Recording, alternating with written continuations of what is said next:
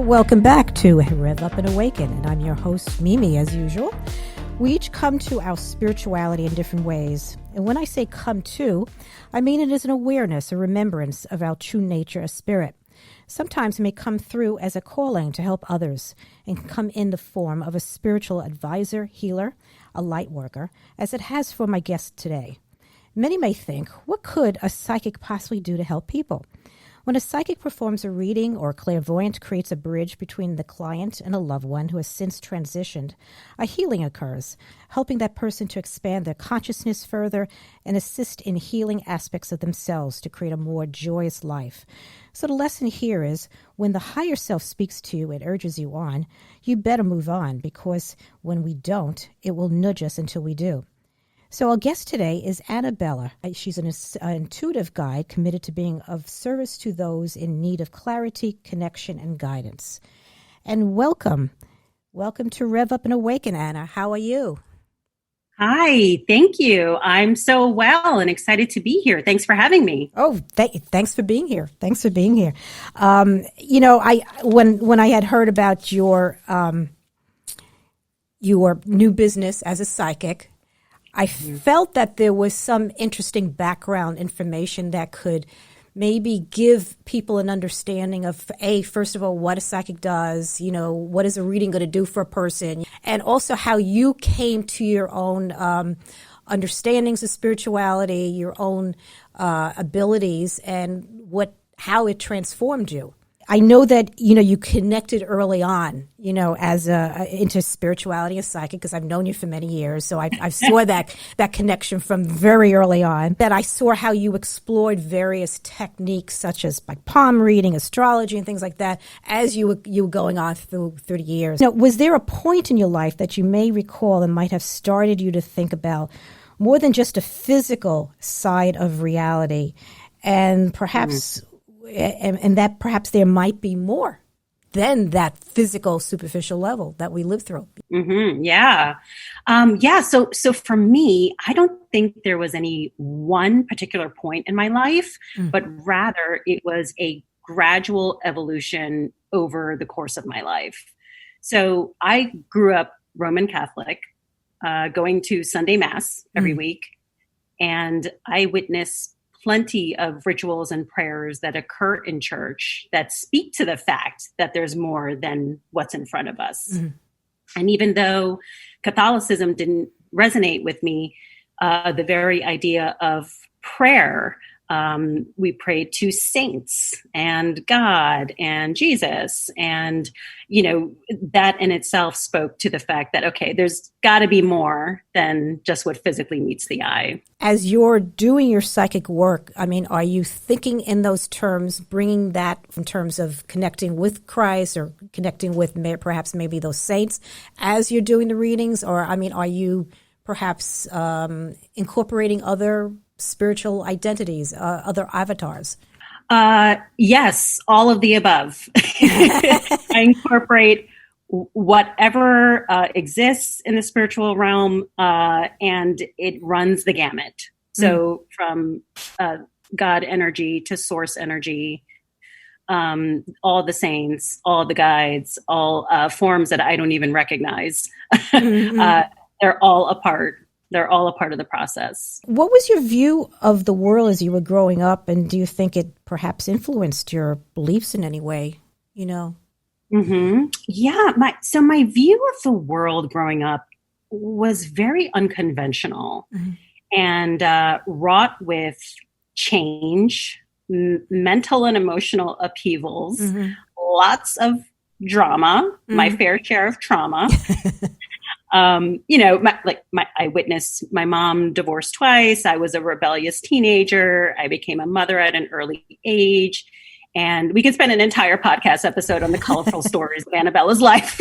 But I really do think that living such a life sets a very rich stage for spiritual work, because it gives you so much experience and content to be empathetic with others and the ability to heal others and understand others.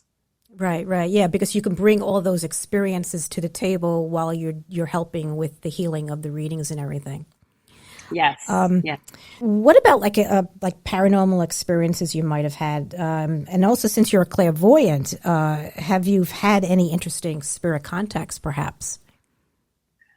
Yes. Oh gosh. One of the most poignant paranormal experiences I've had is my mom, who passed away in 2008, showed up in a playful selfie I took during a session with my former spiritual teacher.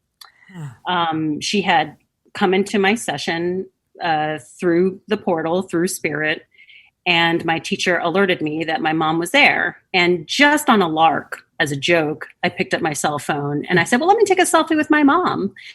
And I did. And sure enough, the outline of her face came out in my selfie with me. Wow. That was pretty cool. Yeah. I would say that one was pretty cool. I once had to do an exorcism from my apartment. Oh my goodness. What was and generally, what was that all about? What was? Well, I wish I can say it was as theatric and entertaining as the movie with Linda Blair, but it really wasn't. Well, you don't want it that bad. I mean, yeah, no. We don't want any like green puke anywhere in pea soup. No way. Right. I can happily report my head did not spin around. Yeah, good. But we all have portals of channels of energy that blend with other dimensions. And particularly when we find ourselves, for whatever reason, on low frequencies or certain vibrations, it is the perfect bridge for certain entities to enter and cross over to the physical and annoy us, quite frankly. Not all beings are of the light. And so sure enough, my daughter's bedroom became haunted, if you will, and occupied with entities. And we had to basically tell them to get out. No, I know that your daughter also is very psychic, so I can only I can see that the way she would be drawing in that type of energy also, because we don't realize, I mean, my family is a great example of that, because we lived in so many places that there was always some psychic negative energy going on. And it took me years to understand that, because when you're putting out a lot of psychic energy, you're drawing in at the same time. So if you're in a negative mood, if you're perhaps affected by the environment you're in, and it happens to be negative, you're going to put out that energy, and then you're going to draw in the same type of beings. So, it's that's why I always say that, we got to keep ourselves on a high vibrational level.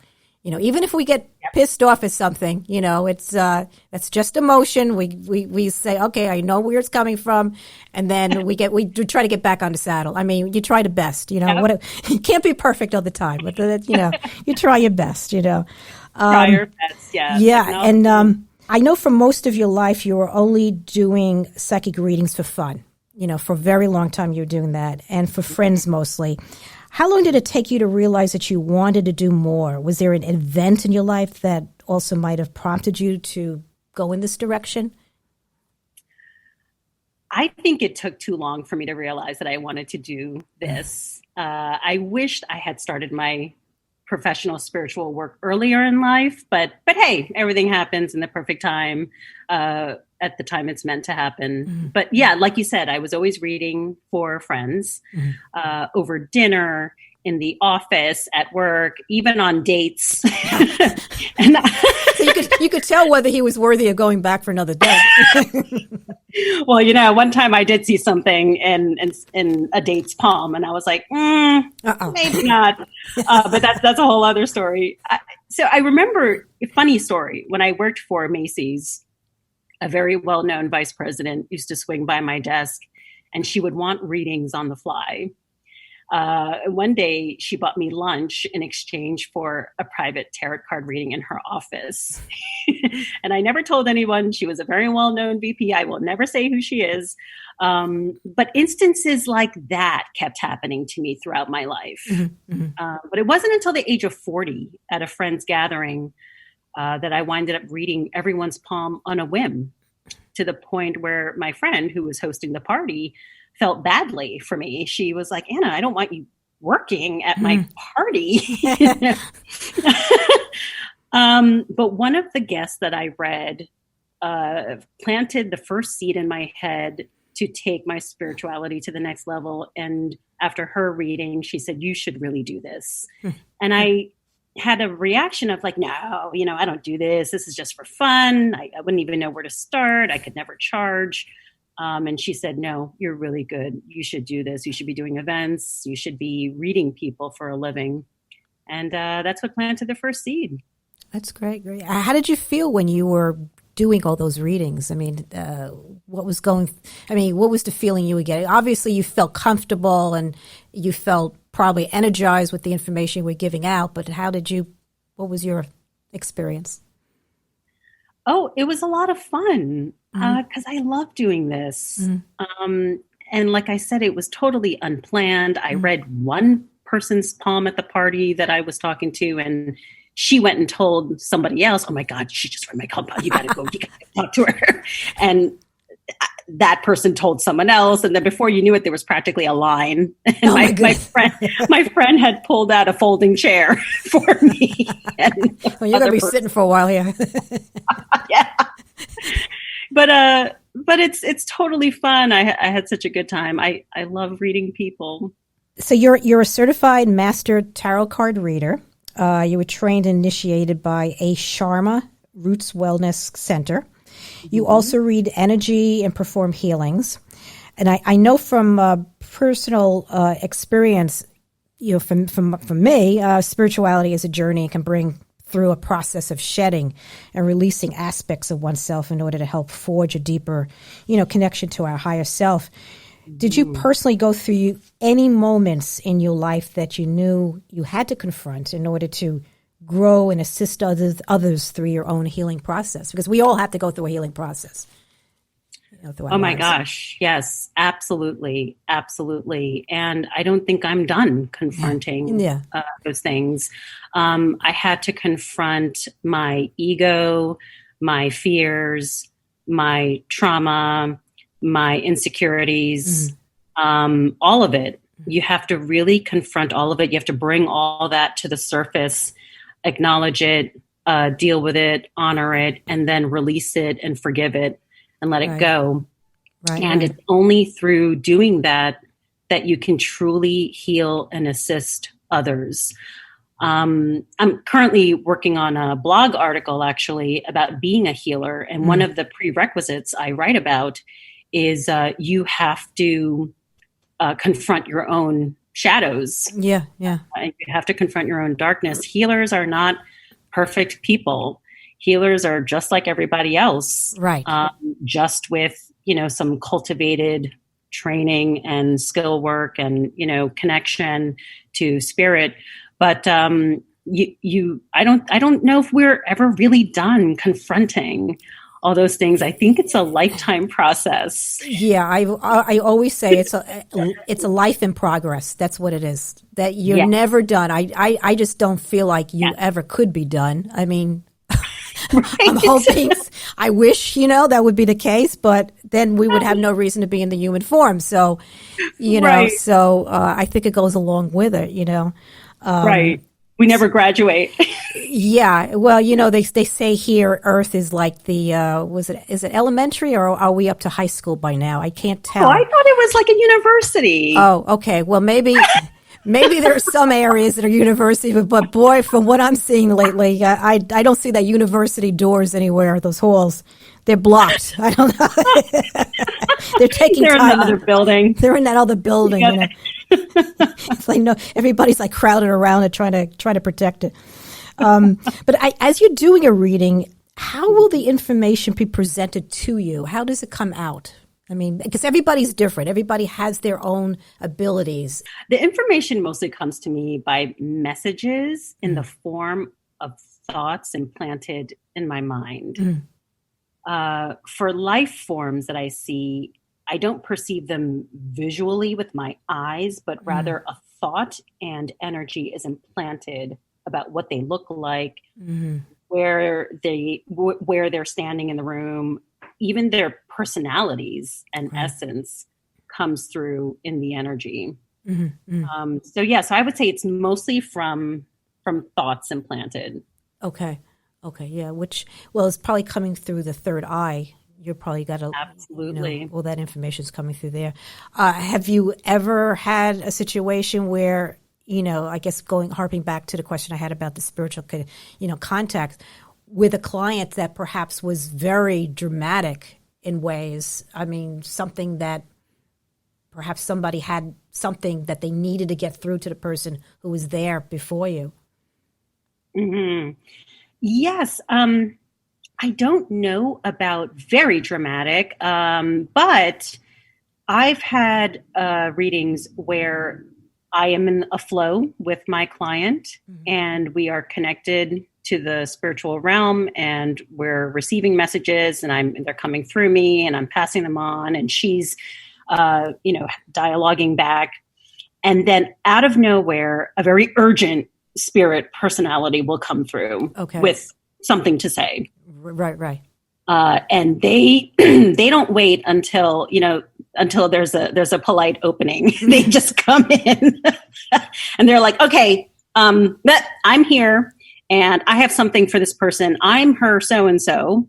And, and this could be, I'm her spirit guide. I'm her ancestor. I'm her relative. I'm her spirit animal, something. And they will come through and interrupt and I'll have to stop the flow and I'll have to explain to my client, I'm sorry, but there's a very urgent message here and we have to stop and I have to let this through. Thankfully, knock on wood, nothing dramatic or has happened. I keep readings in a very protected space and will do meditations and prayers to protect. So do you have any, special guides that perhaps help you with your work? It's mostly the special guides that come through and help with the reading are usually the guides associated with my clients.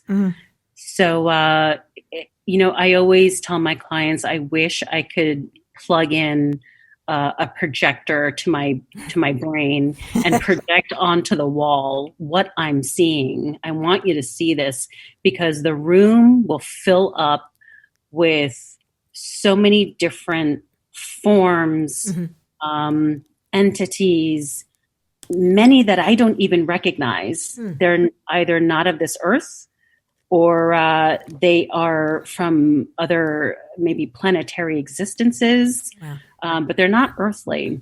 And so most of the time it's the messages coming through them and they are what I call the spiritual army of the person I am reading. Okay. Yeah. So what is your view of the spirit realm? How do you perceive it? The spirit realm is an all love, egoless dimension that exists as we do. From source, God, universe, and it's right there next to us. It's not this faraway galaxy that some people may think it is, but rather it coexists with us on just a higher vibration. A reader once told me, the spirit world is like it's through the screen door. We just can't see it very well, but it's like looking through the screen door. Exactly. Yeah, and it's from where we all come. It's home. Right. And I know I've had certain experiences where I've seen or sense. It's more of a sensing of like an overlapping of the personality that had left over onto another person. And I've seen that a few times. Like one time, that experience we had with your mother that time, this was a few years after she had passed away. And I saw this other person standing in this room, but I sensed your mother, her personality overlapping onto hers. Yeah. And I just stared because I said, what the hell? She's not supposed to be here in physical form. What is she doing here? And it was like, I You know couldn't, my mother. yeah, like, okay, she had to be here for that particular event. But I was floored by that because I've had other experiences like somewhat like that before, but that was really strong. I mean, she really wanted to make her presence known on that day. Yeah. So What was that day again? it was I think a Thanksgiving get together. Oh, yes. Yeah. Yes. Yeah. Yes. I do remember that. And I remember like the girl, I mean, the girl was standing there and she was like, I think she was like wondering why I was staring at her so much. But I said, and I didn't want to scare her, but it was. Sorry, we just see her yes. deceased mother next to you. Yeah, that's all, But it was amazing. And then there were times when I could feel them walking into my energy field, like, and I can sense them, that way too. Going back to what you said about the fact that they are that close. Yeah, it's just a matter of different frequencies. Our realm is overlapped by many different realms, different levels of frequencies. That's what it comes down to. But we as humans, where our attention and our focus is just on the physical. It's not until you start to open up spiritually that you become more aware of it, and you become sensitive to the changes in energy in your environment. So, That's right. That's right. That's right. And you're touching on a topic of an email blast I sent out last week. I send out these weekly spiritual doses, and last week's dose focused on the fact that if we only perceive our life through our limited five senses, we neglect our spiritual senses. Exactly. Which interprets and knows and understands that which cannot be seen, smelled, heard, felt, through just our limited five senses. So we actually have way more than five. Oh, yeah. Yeah. Yeah, absolutely. Yeah. When it comes to, let's say you're setting up a session with somebody, what advice can you give somebody who would, or a person who wants to come to see you perhaps, what advice would you give them for coming to you for a session, like perhaps tips that can help them get the most out of their experience? This is such a good question. Thank you for asking it. So I can only speak for sessions with myself. I would say the best thing someone can do when they're coming for a spiritual session or reading is to come with an open mind, but most importantly, come prepared to engage and take an active part in your reading. Mm. Many people don't realize this. And, anyone who comes to me for a session, it is about spiritual development and growth. And you coined a phrase really well recently where you said, you called, it was like the carnival psychic. Oh. And yeah, I love that term because I quite frankly, I battle with that a lot, where folks that might come across my website and send me an email or an inquiry, they expect to just like drop $5 in a glass bowl on my table at the carnival, and they just want an easy yes or no answer to, is their partner cheating? I just want to know, is this her? Was that her? Did he really go there that night? And that's not what spiritual work is about. Now, I mean, certainly if that's a situation happening and that's on your mind and that's really what matters to you currently, we can ask, we can look into that. Yes. But ultimately, spiritual work is not about these quick, easy yes or no. Tell me what to do. Mm-hmm. It's about inner development and growth and reconnecting people to their higher selves, which is actually where the answers really lie anyway. Yes. It's with everyone's higher self. Yes. So thank you for asking this, because I do battle this misperception about clairvoyance, psychics, intuitives, whatever you want to call them, in that we're just, meant to be consulted just to answer quick yes or no's, and it's never quite that black and white. Right, because I know that a lot of people, they tend to come in and, am I going to get married in this coming year, or am I getting a new job, or it's always something that, first of all, it's always pertains to either love, money, health. Yep. Yeah, those are the big three, Yep. But you can't just like walk away once you get the answer. You have to ask more questions, and then also by doing so, you open up more information for coming through that can help you and to heal you. And after, because every time you get a reading, there's a healing that occurs, and people don't realize that there's a deeper experience when you sit down with a psychic, a totally deep, a very deep experience that occurs. Yes. Yes, I couldn't agree with you more. I've had people sit across from me or through the screen now, during pandemic. A lot of my readings happen virtually, and they'll just sit there very tight-lipped. I'll start the reading and I'll start to get messages, and I may ask them a question and they'll just, maybe do a little nod or a little shake of their head, almost like they're testing the process. Yes. They don't want to reveal too much. Right. They don't want to say really yes or no. They want me to do all the work. And it's okay to come with a level of skepticism. Mm-hmm. That's okay, especially if it's your first reading or you're new. You're not, you're just starting your spiritual journey. Mm-hmm. That's okay, but you've got to come a little more open than that, because the more engaged somebody is with a reading, the more optimal and the more we'll get, and the more information we'll get, the more magical it is. So yes. Yeah. And also the energy also comes from the person. So if that person's very closed in and creating like a fort, an energetic fort around themselves, it's going to be very hard for you to get some of that information, because they're obstructing the force of information from coming through. Yes. And it's quite difficult, actually. I have to work extra hard to. Yeah, it's like you have to put them at ease in some way, relax. Yeah. And what do you hope that your client will do with the information that you give them after they leave, though? My hope and prayer for everyone who leaves my sessions is that the information provided helps them feel lighter, that the spiritual guidance revealed to us from Spirit will be used to make confident decisions, and ultimately connects them to their higher selves, and to leave and go forth with love. Ultimately, what it's about: love, love, love. High vibrations. High vibrations. And this is where we break into song. Yeah. High vibrations. So, if people want to contact you, where can they get you?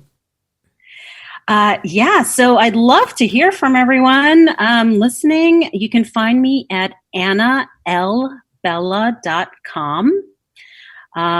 Check me out. You can see all the various readings and services I offer. I offer free 10-minute consultations.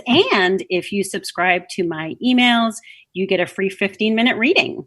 Oh, wow. Okay. So, So would love to connect and hear from you. And thanks so much. This was so much fun. Oh, well, thank you for being my guest for today. Thank you so much. And don't forget to get in touch with Anna. You can get to go to our website at annalbella.com. And if you would like to hear some other, and thank you again for being here with us today, Anna. Thank you so much. Oh, thank you. This was amazing. In order to see other programming, you could also visit miriamasilver.com for articles and other videos on these same topics. And keep your vibrations high and your awareness expanded. And we'll see you next time on RevUP and Awaken.